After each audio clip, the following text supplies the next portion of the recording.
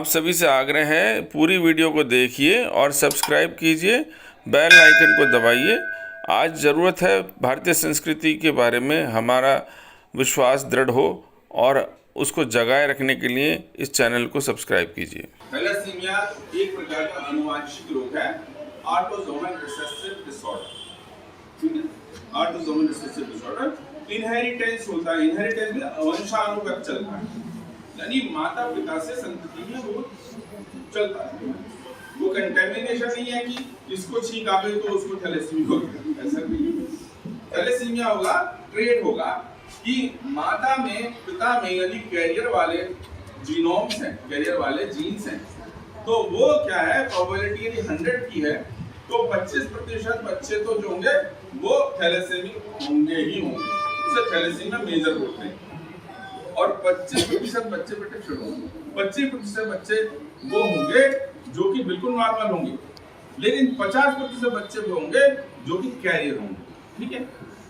Thalassaemia में होता क्या बेसिकली, थैलेसीमिया जो है हीमोग्लोबिन की सिंथेसिस का एक डिसऑर्डर है। इसको हीमोग्लोबिनोपैथी कहते हैं। एक प्रकार की हीमोग्लोबिन में बीमारी होता है। इसमें क्या है, हीम पार्ट जो है, haem is a iron part and globulin is a protein part. Protein की 2 प्रकार की चेन होती है, उनकी 4 प्रकार की होती है, alpha, beta, gamma, theta. Alpha chain में डिसऑर्डर नहीं आता, बीटा चेन में डिसऑर्डर आ जाता है, और वो डिसऑर्डर आता है due to some mutation, due to some deletion of that gene in the body.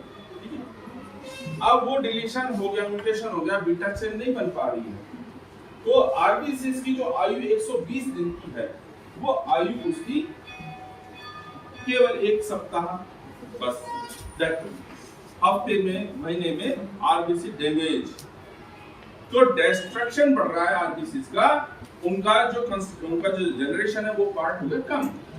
तो धीरे धीरे क्या होगा, बच्चा जो होगा जिसमें भी वो हीमोग्लोबिन है, वो क्या होगा, उसकी आयु खत्म होने लगी, क्योंकि उसको ऑक्सीजन नहीं मिलेगा, ऑक्सीजन कैरिंग कैपेसिटी खत्म हो गई। उसकी जो स्किन होगी वो येलोइश होकर व्हाइटिश हो जाएगी, और ये पता चलता है 1.5 वर्ष की अवस्था में। ठीक है। तो जो आपके आसपास के जो बच्चे हैं, जो जन्म लेते हैं और बड़े होते हैं, तो माँ बाप कहते हैं कि बच्चा बढ़ ही नहीं रहा, इसकी ग्रोथ नहीं हो रही, बीमारी रहता है, उसकी इम्यूनिटी कम हो जाती है, क्योंकि उसके अंदर हीमोग्लोबिन का सिंथेसिस नहीं हो पाता। ठीक है बेटा। जो जहाँ क्लोज मैरिजेस होती हैं, जिन रिलीजन में, जिन प्लेसेस में क्लोज मैरिज होती है, उसमें ये ट्रेड ज्यादा पाया जाता है, उनमें ये जीन ज्यादा पाया जाता है। अल्फा ग्लोबुलिन के लिए फैक्टर है क्रोमोसोम नंबर 16 नंबर क्रोमोसोम होता है, जो कि अल्फा ग्लोबुलिन को बनाने में मदद करता है, और बीटा ग्लोबुलिन के लिए क्रोमोसोम नंबर 11 नंबर। हमारी बॉडी में कितने क्रोमोसोम होते हैं सेल में बताएं? 23 पेयर ऑफ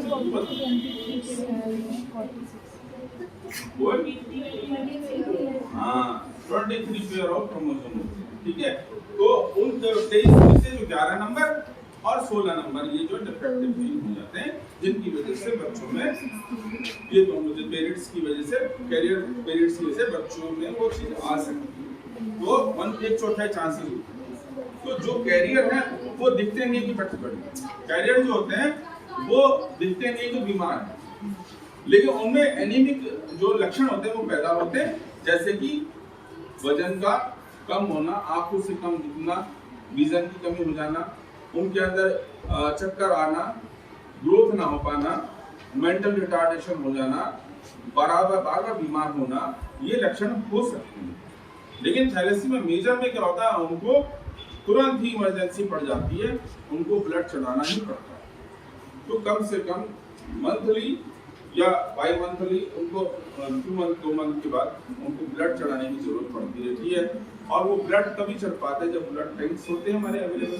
ब्लड बैंक्स हैं, गवर्नमेंट ने ऐसी व्यवस्था कर रखी है, जो थैलेसीमिया पेशेंट्स के लिए हमेशा ब्लड को अवेलेबल रखा जाता है।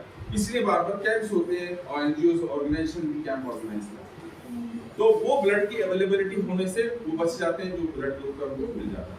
लेकिन क्या इसका कोई उपचार है? क्या निदान होता है इसका डायग्नोसिस होता है खाली कंप्लीट ब्लड काउंट करके। कि ब्लड में आरबीसी की मात्रा कम है या मीन कार्पस्कुलर वॉल्यूम कम है, वॉल्यूम है, तो वो उसमें चांसेस हैं कि उनको थैलेसीमिया हो सकता है। तो उसके हम थैलेसीमिया ट्रेट की डायग्नोस करते हैं, लैब डायग्नोसिस करते हैं, ठीक है। तो ये डायग्नोसिस, लेकिन उसका ट्रीटमेंट क्या है? उसका ट्रीटमेंट है केवल और केवल bone marrow transplantation. Bone marrow क्या होती है? What is bone marrow? Please tell me, anybody who can tell what is bone marrow? Stand up. Where it is? Where it please? Where is it? Where is bone marrow? Location का? bone में कहाँ होती है? बताओ।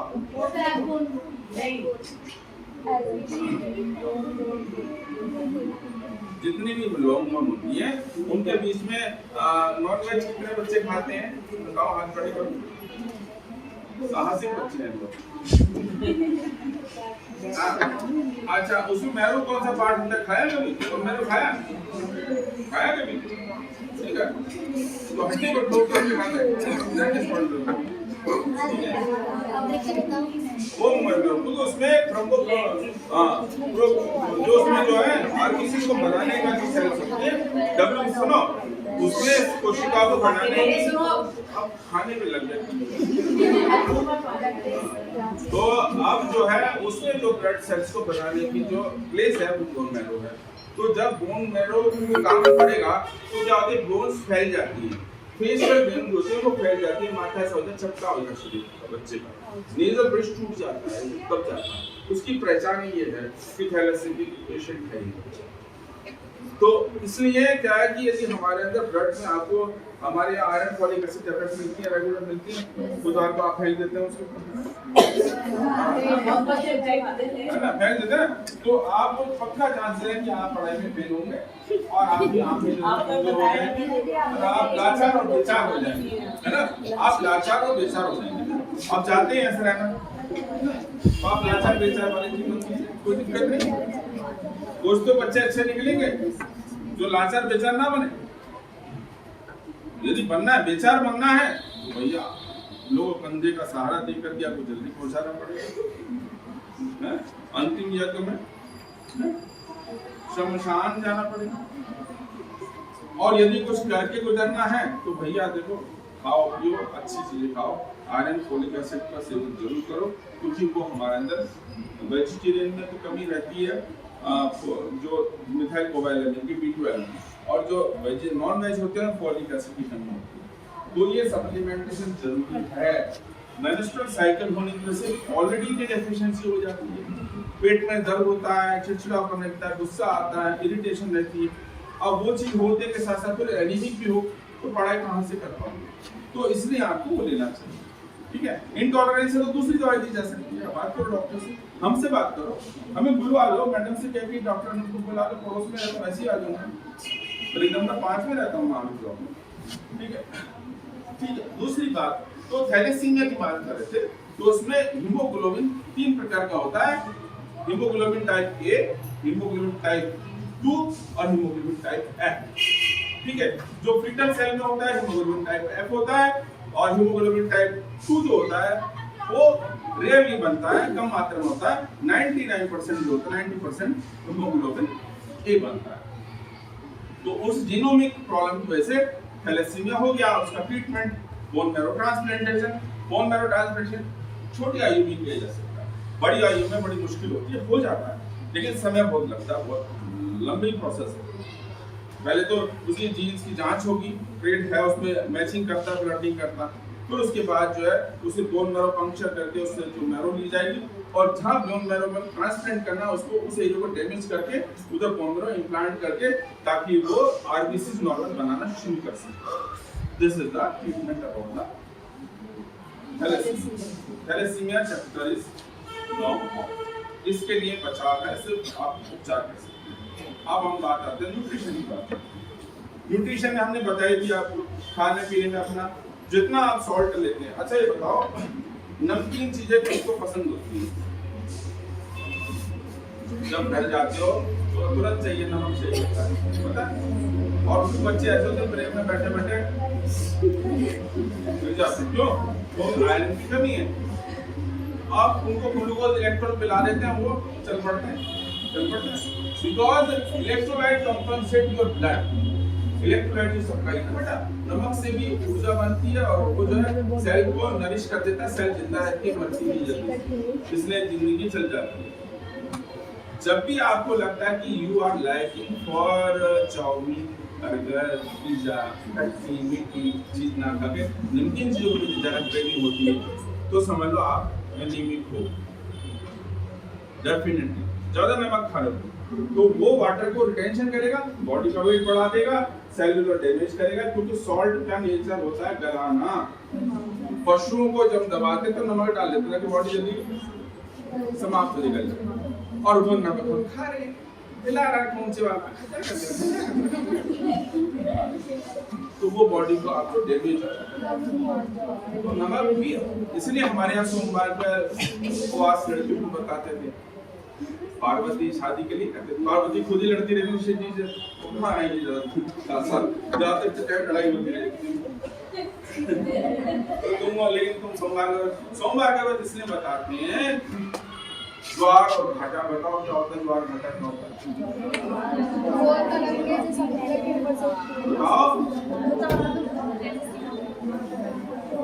ज्वार भाटा नहीं जानते, समुद्र का जो स्तर बढ़ जाता है, पता है आपको?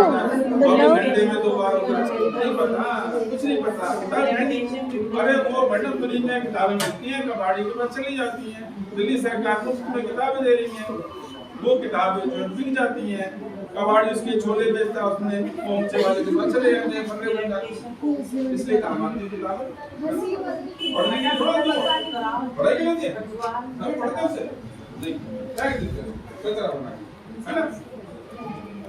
ज्वार भाटा से क्या होता है, बेसिक काम क्या होता है? लो टाइट भाटे को भाटा बोलते हैं, भाटे को वाले भाटा। और जो ल्यूनेटिक शब्द आया है मेंटल डिसऑर्डर में, the persons who are mentally not sound, they are lunatic. So mostly they are affected by the lunar system. Even your menstrual cycle is also affected by the lunar system. Astrologically भी मैं जानता हूँ उसको, medically भी। हमारी cyclic जो disturbance होता है या साइक्लिक जो मूवमेंट है, वो चंद्रमा से आती है, बिल्कुल सेट बैठता है। तो क्योंकि चंद्रमा जो है हमारे मन का कारक है, हमारे मन में जो विकृतियां आती हैं, विकार आते हैं, उनको चंद्रमा कंट्रोल करता है। और यदि हमारे अंदर सॉल्ट लेवल हाई रहेगा तो हमारी मूड जो है स्विंग करेगा, मूड स्विंग करेगा। नमक का लेवल यदि सामान्य है, सामान्य से अधिक नहीं है, तो आप नॉर्मल अच्छा साउंड फील करेंगे। इसलिए हम एक सप्ताह में नमक का उपवास करें। विज्ञान है हमारे हर क्रियाकर्म में, पूजा पाठ में टोटली साइंस है। किसी भी विषय पूछ लो, मैं हर विषय का जवाब दूंगा, हर जीवन शैली के बारे में बता सकता हूँ, क्योंकि हमारा जो विज्ञान सबसे पुरातन है। क्या पहले आर्यभट्ट ने कोई वो माइक्रोस्कोप बनाया था, तो बनाया था, क्यों कहते हैं दूरबीन बनाई थी? आज की कैलकुलेशन से बताओ, विज्ञान का जो विकास इतने पुरातन समय हो गया था। आज जो सूर्य के दूर से जो जन बरबानो ले लो ताही मधुर फल जानू, मतलब तुलसीदास जी ने सूर्य का डिस्टेंस तक मिटा दिया चालीसा में। तो विज्ञान कहाँ है? वो लैब थी क्या? लैब में बैठ के काम करते थे हनुमान जी, तुलसीदास जी।